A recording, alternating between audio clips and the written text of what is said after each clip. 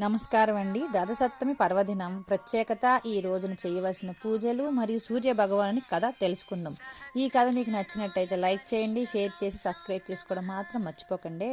సూర్య భగవానుని ప్రత్యేకమైన పర్వదినం రథసప్తమి. ఈ రోజున సూర్యుడు తన రథాన్ని ఉత్తరాయణ మార్గంలో వేగంగా నడిపిస్తారని మన పురాణాలు చెబుతున్నాయి.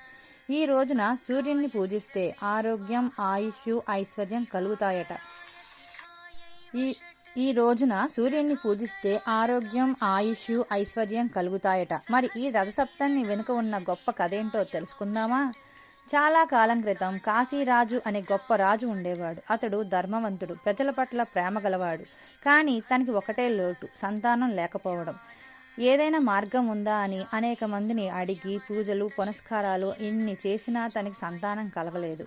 ఒకరోజు ఒక మహర్షి వచ్చి ఇలా అంటాడు: రాజా, మాఘశుద్ధ సప్తమి రోజున సూర్య భగవానుని ప్రత్యేకంగా పూజ చెయ్యి, ఉపవాసం చెయ్యి, సూర్యుడికి ఆర్ఘ్యం సమర్పించు, నీ కోరిక తప్పకుండా నెరవేరుతుంది అని అంటాడు. ఆ మహర్షి మాటలు రాజుకు ధైర్యాన్నిస్తాయి. అలా రాజు రథసప్తమి రోజున భక్తి శ్రద్ధలతో సూర్య భగవానుని ఆరాధిస్తాడు. సూర్యుడి అనుగ్రహంతో రాజుకు ఓ శక్తివంతమైన కుమారుడు జన్మించాడు. అతడు ధర్మబద్ధంగా పాలన చేశాడు. ప్రజలు ఆనందంగా జీవనం సాగించారు. ఈ కథను మన పూర్వీకులు చెబుతూ ఉంటారు. ఇది మనకు గొప్ప సందేశం ఇస్తుంది. సూర్య భగవాన్ని భక్తిగా ఆరాధిస్తే మన జీవితంలో వెలుగులు వెళ్లి విరుస్తాయి. ఇక రథసప్తమి రోజున చెయ్యవలసిన ముఖ్యమైన కార్యక్రమాలేంటో తెలుసుకుందామా? తెల్లవారుజామునే పుణ్యస్నానం చెయ్యాలి. అంటే నదుల్లో కానీ సరస్సుల్లో కానీ స్నానం ఆచరించాలి. ఇప్పుడు నదులు గట్రా మనకి ఉండట్లేదు కాబట్టి ఇంట్లోనే శుచిగా స్నానం చేయడానికి ముందుగా జిల్లేడు ఆకులతో కానీ చిక్కుడు ఆకులను కానీ నెత్తి మీద, భుజాల మీద పెట్టుకొని స్నానం ఆచరించాలి. సూర్య భగవానుడికి ఆర్ఘ్యం సమర్పించాలి. గోపూజ, దాన ధర్మాలు చెయ్యాలి. సూర్యుని నామస్మరణ చెయ్యాలి. ఆదిత్య హృదయం తప్పక చదవాలి. ఇలా రథసప్తమి రోజు పర్వదినాన్ని పాటిస్తే సకల శుభాలు కలుగుతాయని మన పురాణాలు చెబుతున్నాయి. మీరు కూడా ఈరోజు సూర్య భగవాన్ని ఆరాధించి శుభాలు పొందగలరని మనస్ఫూర్తిగా కోరుకుంటున్నాము.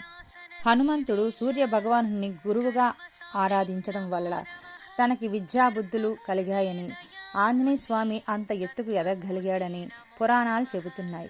అదేవిధంగా మహాభారతంలో ధర్మరాజు తన అరణ్యవాసంలో ఉన్నప్పుడు తనతో పాటు ఉన్న ఋషులకి, తన తమ్ముళ్ళకి అన్నం పెట్టడానికి కూడా కష్టమైనప్పుడు సూర్య ఆరాధన చేయడం వల్ల, సూర్య భగవానుడి అనుగ్రహం వల్ల ధర్మరాజుకి అక్షయ పాత్ర వచ్చింది.